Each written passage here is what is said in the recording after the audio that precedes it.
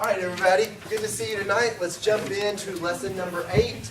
I was just mentioning, I don't have copies, but if you go to the home page on your phone and click the PDF link from the home page, you can scroll down and look at lesson number 8. So we're talking about integrity. I thought this was kind of a fun way to kick this off. How important is integrity on a submarine, particularly hull integrity, right? You care about that a great deal. And we know that if the hull integrity of a submarine is compromised, somebody's getting wet, and probably a lot worse than just getting wet. Right? We care a whole lot about hull integrity on a sub. We care about the integrity of a bridge, right? We want to know that that's been well built. And when it comes to our integrity as Christians, it's really important. So we're looking at kind of 3 big ideas tonight. First, the way of conscience helps us with our integrity. Second, these areas of integrity that we've got to be attentive to in Job 31. And third, kind of these threats, common threats to our integrity. So how would you guys begin to define this term? What does integrity mean to you? I'm not sure if this is right, but tell my students what you do when no one's watching. Okay, that's a good one. What you do when no one's watching. What else?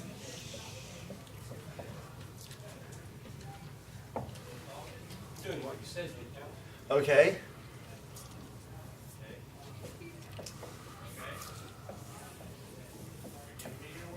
Very good. Doing what you said you'd do. I can. They're supposed to be. Okay, thank you. We just said it. One of us. I'm with you. All right, on. We'll figure this out. Okay. So. I think it's a big word, but it's congruence. I think being true to yourself and to others. Yes, congruence, being true to yourself. Let's record. So integrity, doing it's what you do when no one's watching. It's doing what you said you would do. It's congruence. It is when things line up. It's when what you say and what you do actually match, right? When they're integrated, right? We think about things being integrated systems and things like that. What you say and what you do actually need to be integrated. And I think it also is a consistency too. When you say someone has integrity, it's normally because they've proven it over a period of time. All right, consistency also. Very good. Yes, sir. Yes is yes, and no is no. Absolutely. So that's going to be Matthew chapter 5, verse 37. Let your yes be yes and your no be no. If you say yes, then people can count on you. There's reliability associated with this, trustworthiness, faithfulness. All of those things get wrapped up because you said yes. That actually is a verse that's rarely used in parenting and is one of the most important parenting verses for fathers. When you tell your kid, yes, I will be there, you show up. When you tell your kid, no, you cannot have the 3rd cookie, you better mean it. Like, yes has to mean yes in your household, and no has to mean no in your household. I was awful at that the first several years with our kids. It was just, oh, come on, Dad, please, and I would cave. And they learn real quick that you will cave. Mm-hmm. Yes has to be yes, no has to be no. James? But thinking about the submarine, you think about integrity, it has to hold up under pressure. Right. So whatever the person, whatever pressures from the outside, these things can't change in that person. Perfect. That's exactly right. I mean, it would be easy to have integrity if there was never any pressure. But there is going to be pressure. There is going to be temptation. There's going to be things that are a threat to our integrity. And it can sink the ship of our family as quickly as it can sink a submarine. So integrity becomes really important. What I would hope you would think about as you think about this sub and you think about the meaning of integrity is not just that what you say matches what you do, but what you believe and what you say and what you do all match. So we believe that Jesus is the Son of God, and we might even say that Jesus is the Son of God, but then does the way that I live actually reflect that belief and that statement?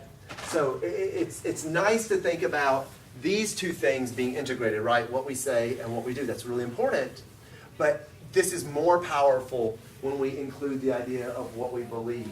Because as we get into Job chapter 31, he believes it's right to show kindness to orphans. But does he do it? Does he ever talk about it? That's a whole other question. All of us believe it's right to show kindness to orphans. We believe that, but does that belief actually manifest itself in our words and in our actions? So it's easy to go, well, I never said I was going to do anything this week, or I never said that I was going to do this action or that action. Okay, that's great. You never made that claim, but that could be a weakness if you know that you believe it, but you are both not talking about it and not acting on it. Does that make sense? So all three of those have to go together. Anything else you guys want to add just about integrity in general? Getting into this. So I looked up the International Standard Bible Encyclopedia, and it means simplicity, soundness, completeness, upright, and perfection. This idea of simplicity it's really simple. Yes is always yes, and no is always no. Right? It's not overcomplicated. It's simple. That they claim to be one thing, and they look like that thing, and they act like that thing, and they speak like that thing, because it's all congruent, which was a great word. It's all in harmony there. So it carries this idea of simplicity and completeness here. The New Testament doesn't use the exact word integrity, but sincerity, truth, pure-hearted, and a single focus or a single eye, that seems to be the New Testament terms that capture the idea of integrity. All right, so let's get into the first part of the worksheet here on our conscience. 2 Corinthians, Romans 14, Acts 24, and 1 Corinthians chapter 10. You guys tell me, what does it take to develop a biblically centered conscience so that what we believe then drives what we say and what we do?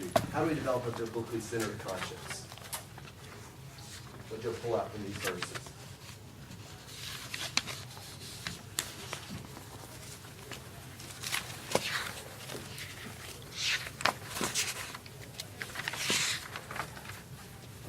It's centered around the grace of God,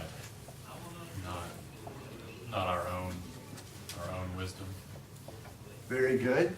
So our conscience needs to be centered around God's grace. Were you pulling that from a specific passage here, or just kind of an overarching statement? From 2 Corinthians. 2 Corinthians. 1:12. Very good. Very good. So we want to connect it with God's grace. What else? Always pursue peace and upbuilding. Okay, so there's that pursuit again, that we're looking to build others up. We talked about a pursuit some last week, and to build up. So my conscience has to be trained not to do those things, or not to approve of those things that would tear down, but to actually be that holy, set apart kind of conscience. Yes, sir? Your conscience not only needs to look out for yourself, but it needs to look out for others. So the Romans 14 verse kind of talks about like not being a stumbling block for other people. Very good. Yeah, verse 20.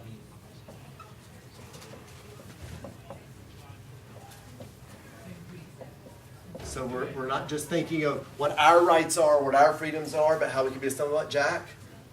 I'd say just knowing that your conscience can be right and guarding against that.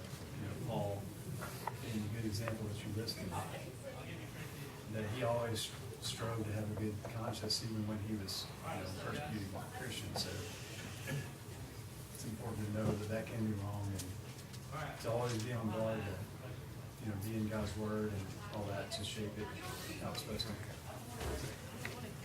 Very good. So God's Word to shape our conscience, God's will to be pleasing to Him. That's always going to be something that our conscience needs to be tested by, programmed by, trained by, all of those things. What else did y'all pull out? Anything else from these verses? Yes, Daniel? You have these passages talking about, eating meat and whether you should or shouldn't.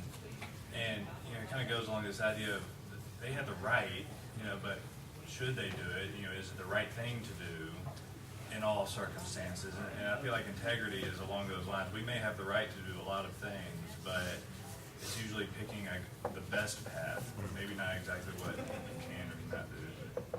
Very good. Yeah, we have to examine what our rights are in those situations, and our conscience should be thinking of how this impacts others. I'd put on my notes, to know what is truly innocent or what is truly harmless versus those things that could be confusing or conflicted, and being willing to give up anything to glorify God and bring salvation to others.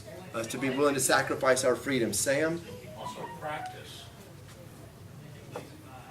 Hebrews 5. Right. In order to discern. Very good. I saw another hand. You know, we have to think about this. You know, our conscience is going to be better trained when we have this spiritual wisdom, when we prioritize peace, when we're thoughtful, when we have a conviction. This was important to me from Romans 14. A conviction that comes out of study rather than a conviction that just comes out of habit or familiarity. And he was talking about those things that you approve with faith, a conviction that comes out of study. So all of those things become significant. Our conscience should bother us anytime integrity gets a crack in it, right? Just like the hull of the ship. If the whole integrity gets a crack, it's red alert. We've got to fix this right away.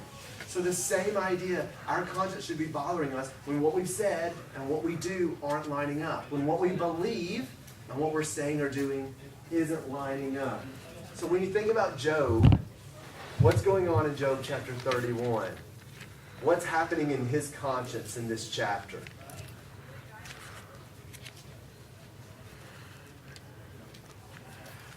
You know the chapter? Yes? Almost like taking an inventory of his life and said, this is how I've behaved. And if I've not behaved, you know, just kind of examining himself. Okay, an inventory and examination, yes sir? I was going to say, basically, in doing so, he has said, look, I've lived an innocent life. I am not guilty of certain things. And I think he's saying that from the viewpoint of, hey, you know what, sin is, I mean, bad things are happening to me. And usually that's a result of sin, but I have not sinned. Excellent. All of his friends around him are saying, yeah, the reason your life is sinking is because you have a crack in your integrity. Right? And he's saying, okay, usually that is the case. Usually, like, bad things happen when you sin. There are bad consequences. But I don't think that's this one, guys. In fact, I've examined myself. I've looked at all these different categories.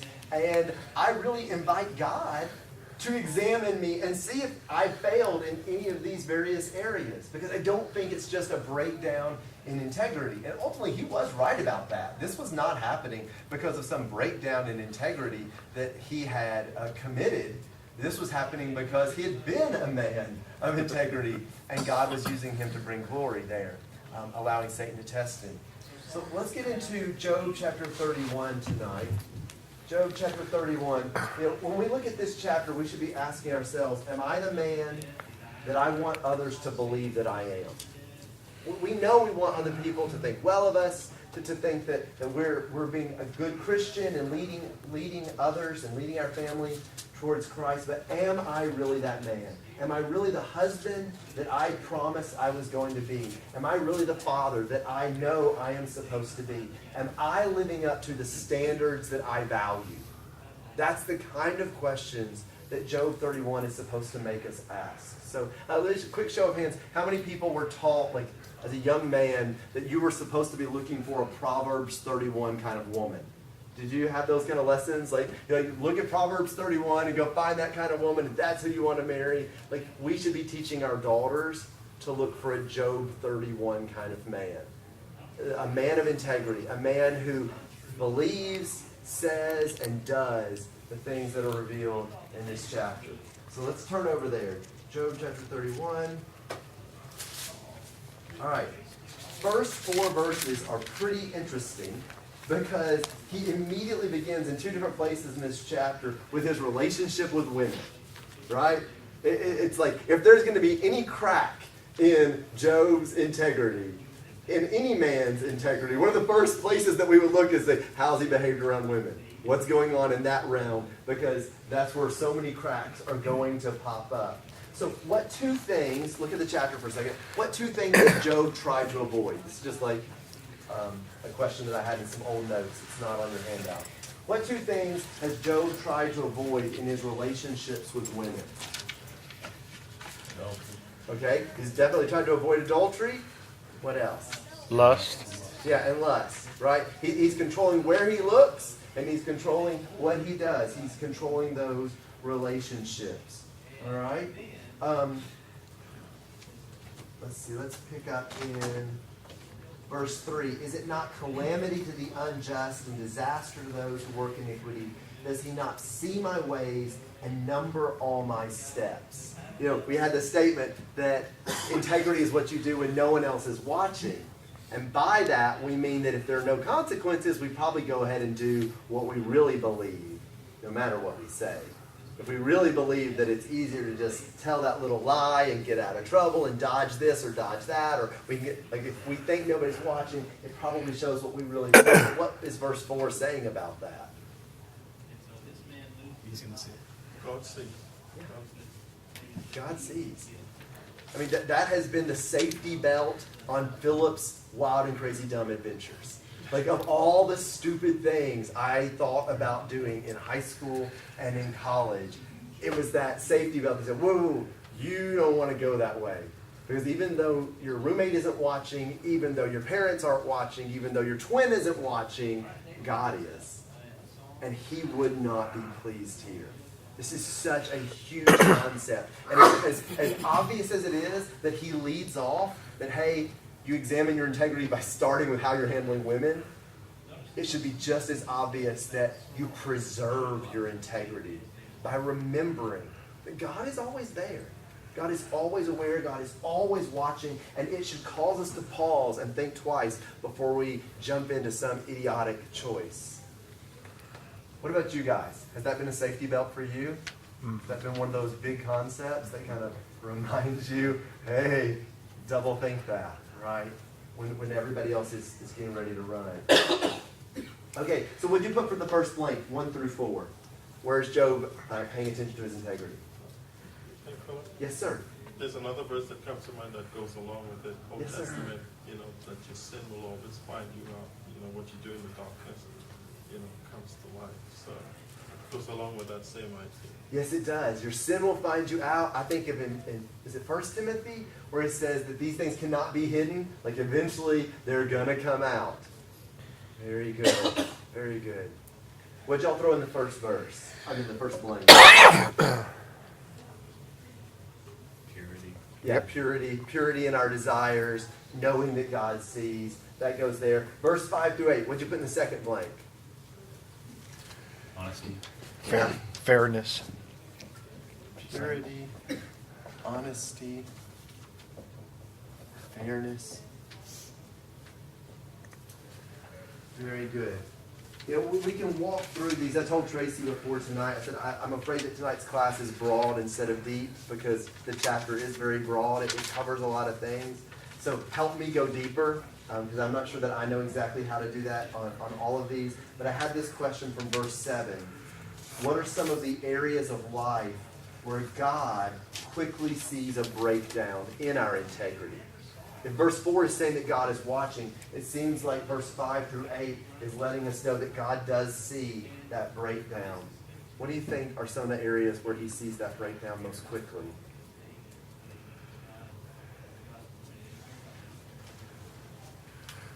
Probably finances. There's so many passages in the Bible about, think of Proverbs, all the money stuff, and all the stuff in the New Testament even about money, and because it's, he knows it's such a big part of our lives, we need it for everything, and it's one of those things where, look at verse 7, money can be something that turns your eyes. Mm-hmm. You really get caught up in your finances and all that. So it's just one that we have to be very, very careful. Yeah, I mean, in polite conversation, we don't quiz each other about that stuff on a regular basis. We might be faster to quiz each other about lust and purity than we are about your checkbook. But God sees that. God sees immediately if we've stepped out of the ways of a good steward. Yes, Jason? I think God sees everything, matters of the heart, that, the other kinds of, any kind of thing that we might be going astray, I think he sees, immediately. But Right.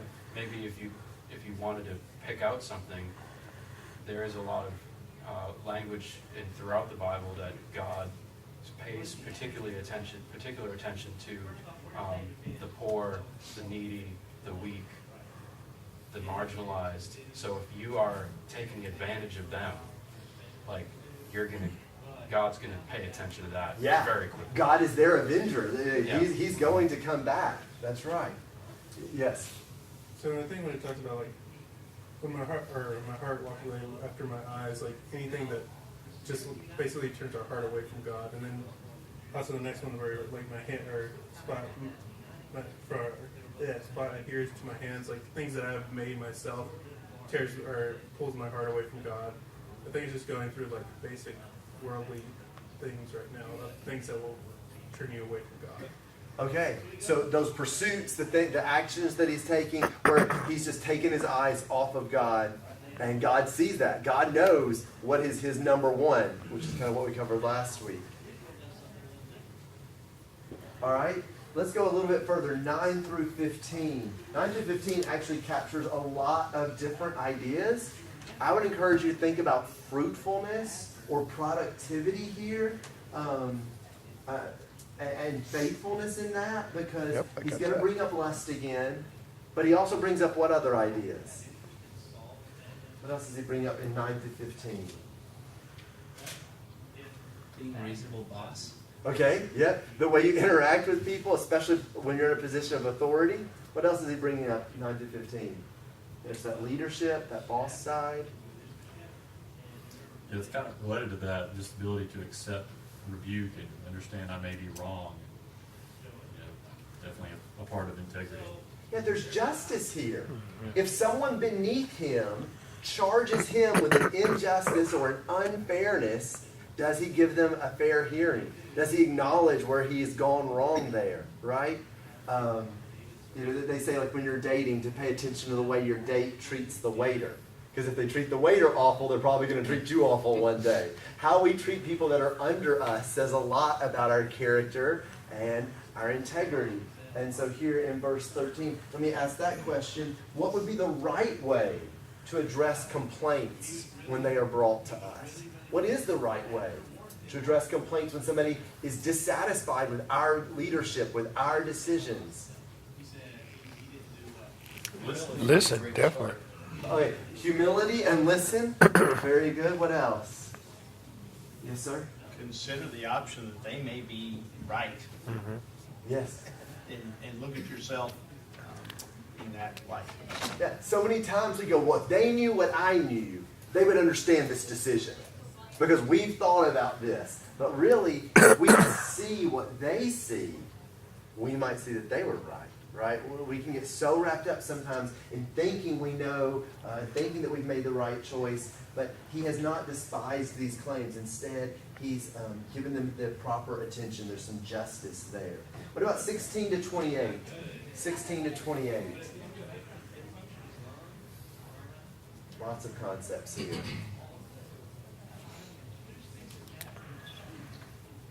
A lot has to do with your possessions, whether you're willing to share, whether you're willing to give, or whether you're trusting too much. Okay, so it's again back to finances. Are you depending on those things, or are you generous? Generous specifically to the orphans and sharing clothing. Isn't it odd that he moves from talking about that generosity and how we handle our finances then into worship in verse 24 to 28, right? But both can be forms of idolatry.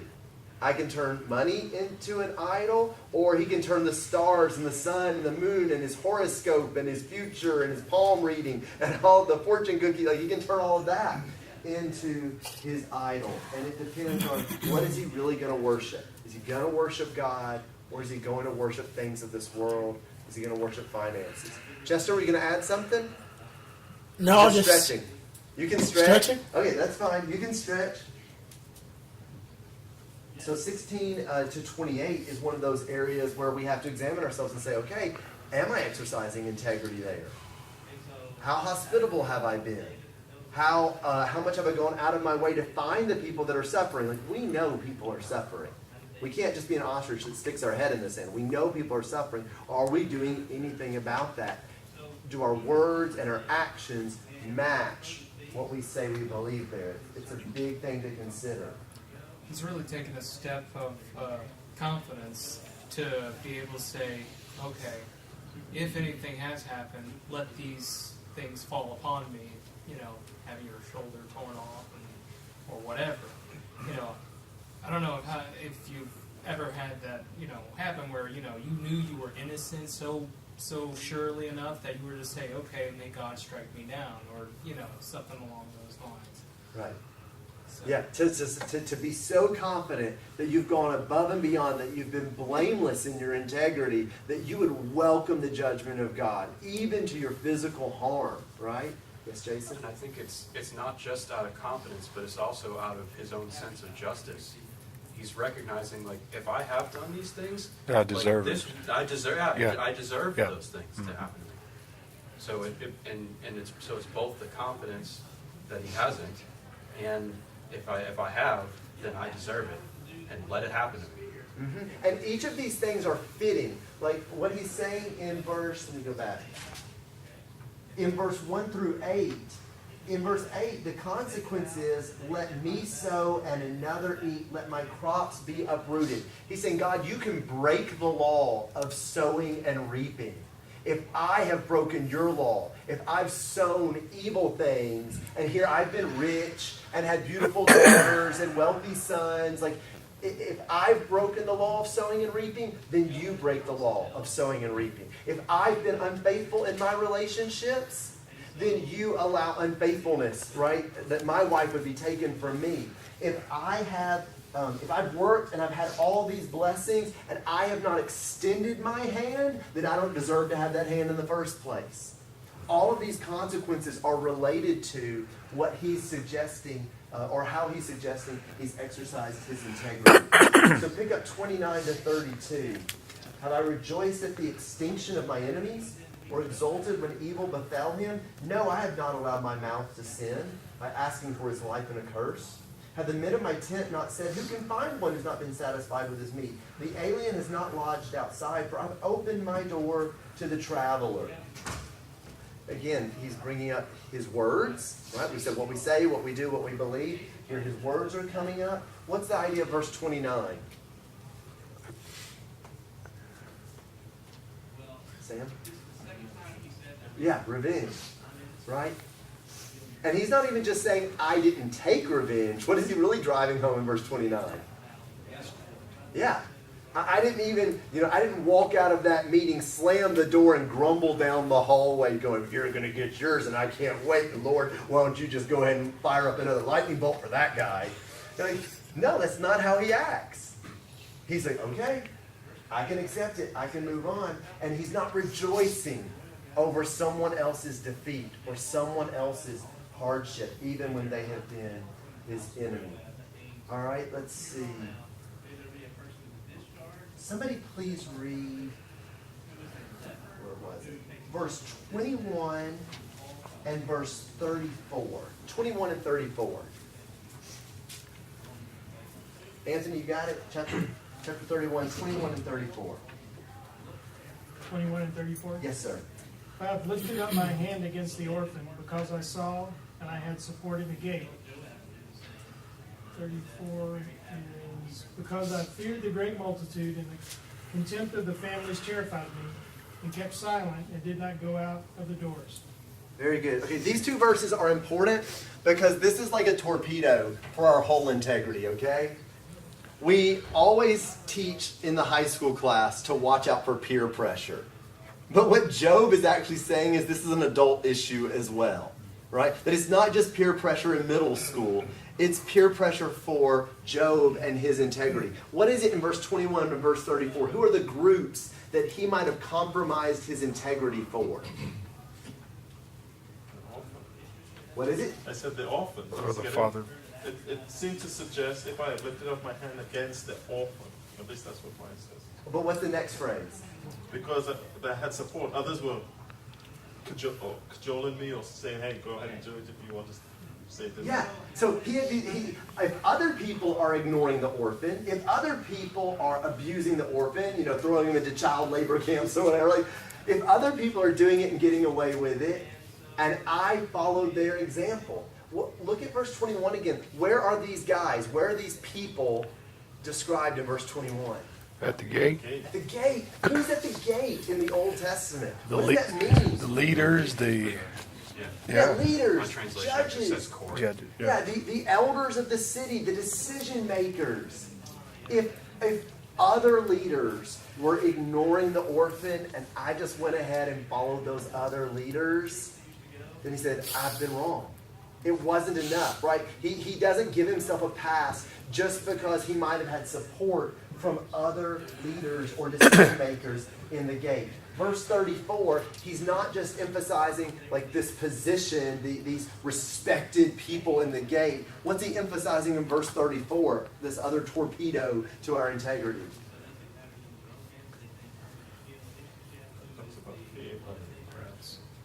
Fear of the what? The multitude. The multitude. Yeah, the crowds, the multitude. Now it's the majority. Sometimes we just go along with those people in position, or we say, well, they're older, they know better, we'll just do what they're doing. But our conscience is bothering us. We know in our integrity that we're supposed to help this person, right? Sometimes it's not just leaders, it's just the crowd. We're just going with everybody else. Nobody else is stopping. Everybody else is doing this. What was it in verse 34? Yeah, everybody else is neglecting hospitality. I can neglect hospitality. Verse 33, covered my transgressions like Adam, hiding my iniquity in my bosom. Everybody else at work has agreed, we're just going to say that invoice disappeared. Everybody else at work has just agreed that we're going to skate by that contract, right? Everybody else has decided that we're not going to maintain our integrity at this time. And the multitude wants you to go along with it. That's hard. That's not just a middle school thing. Job is saying, in those situations when my integrity was tested, I did the right thing. We have to decide if we're going to survive those kind of torpedoes as well. Yes, sir. Sounds like part of what he's saying here is that, your average person, they sin, and they don't tell anybody about it. They don't feel guilty about it. They just conceal it. And he's saying, it sounds like part of what he's saying is, that's not what's happening here. You're not seeing, my good life and all these things that have happened, because I'm just good at concealing my sin.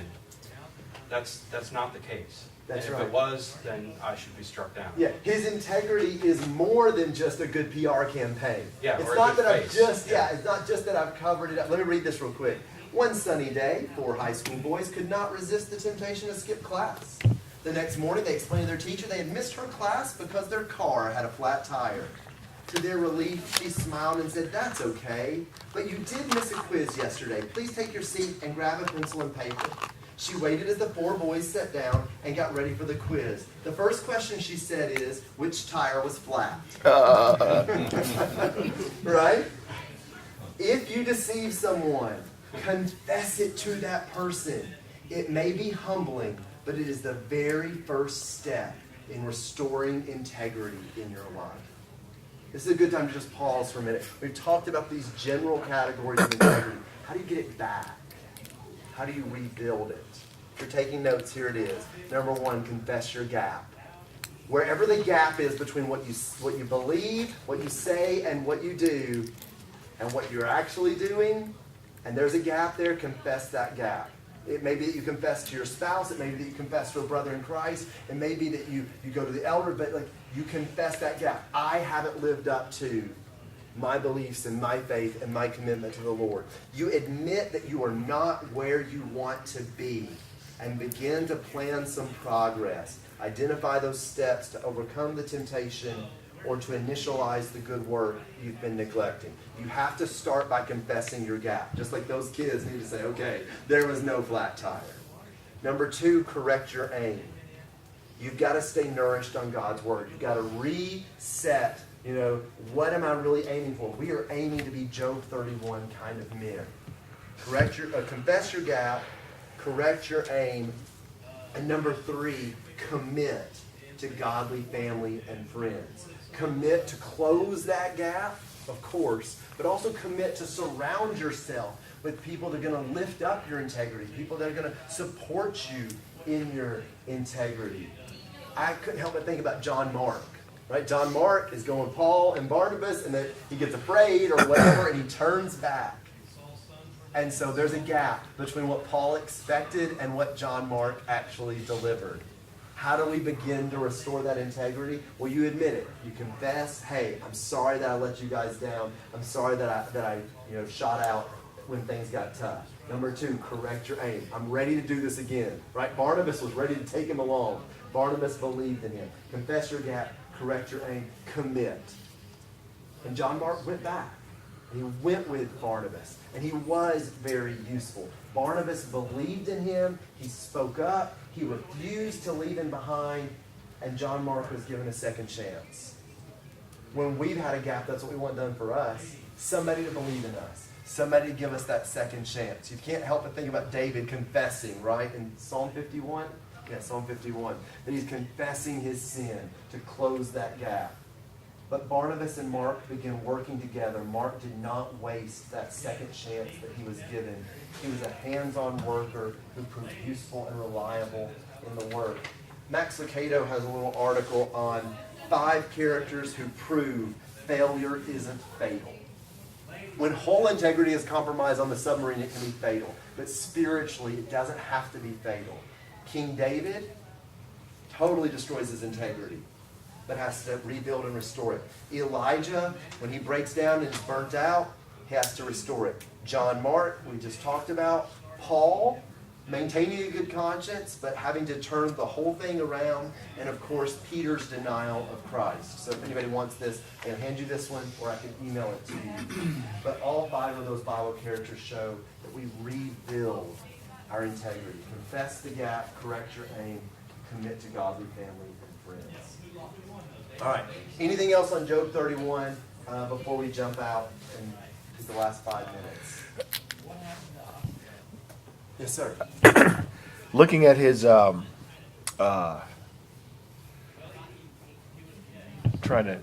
the word I'm trying to say? His conclusions and his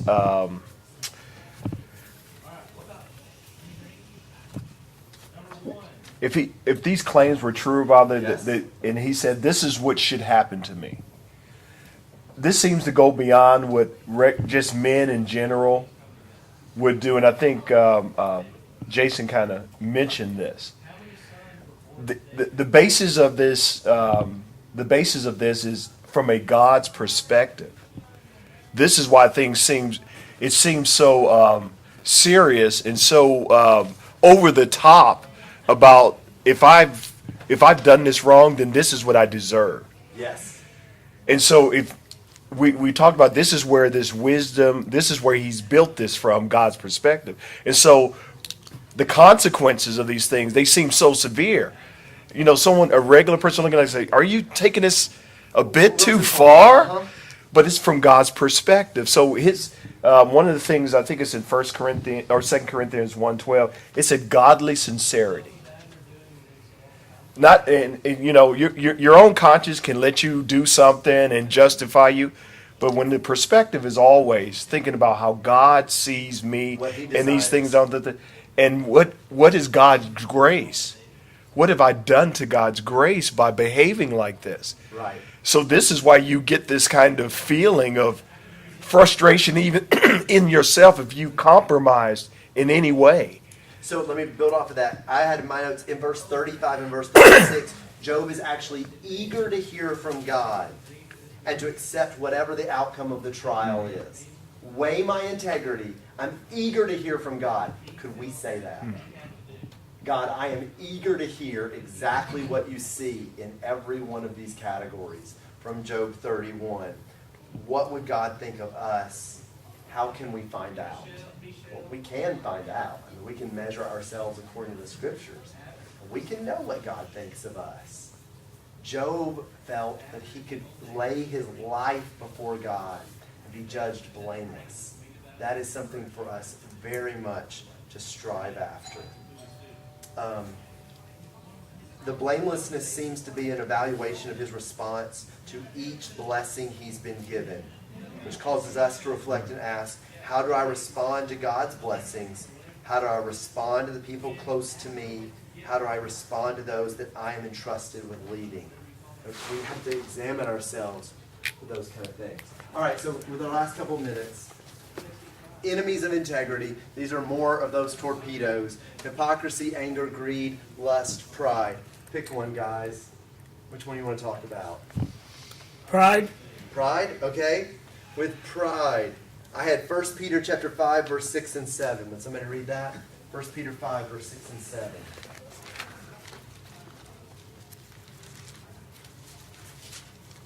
Did anybody pick a particular character that they thought scripturally is shown to really struggle with pride in derailing their integrity? I put David for most of these. Good answer. Good answer. Right. Saul or... That's an example, but he covers everything. He does. He does. Who would read 1 Peter 5, 6, and 7? Okay, thanks, Bill.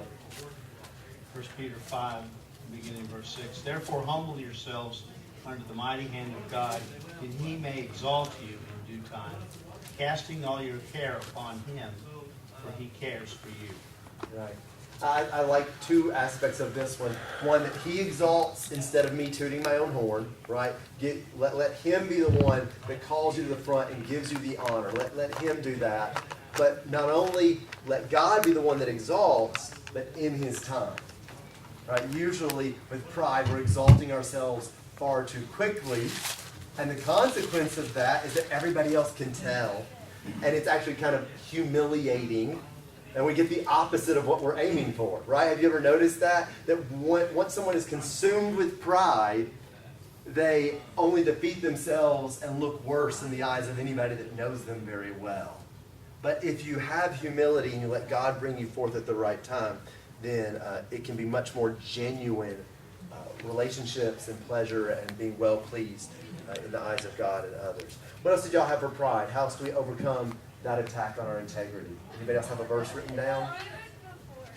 Yes? I had James 4, verse 6. Okay. The second part of it, God opposes the proud but gives grace to the humble. And we miss out on God's grace when we take pride and we keep it in our hearts like that. Yeah, so we have to consider the cost of what we're really missing there in God's grace. Very good. Very good. You know, Joseph is the classic example for lust. Mm-hmm. But flip over to 1 Thessalonians 4, verse 7. Remember, this whole class is built out of 1 Thessalonians chapter 4, verse 1, that we are to excel still more. And right there in that context, in 1 Thessalonians 4, verse 7, he's reminding the Thessalonian Christians, if you're going to excel, then it's going to require taking sins of lust very seriously. Verse 7, God has not called us for the purpose of impurity, but in sanctification. I think it's really helpful to remember what I've been created for, what I've been designed for, what I've been called towards. You know, God has not called me to spend my life looking at a screen. God has called me to have a real relationship with a real person, and it's a lifelong relationship and commitment. That's so much richer, what God has planned and what God has called us towards. We want to be able to remember that. And then I think 1 Corinthians 10, 12, and 13, let him who thinks he stands take heed that he doesn't fall. That's really important.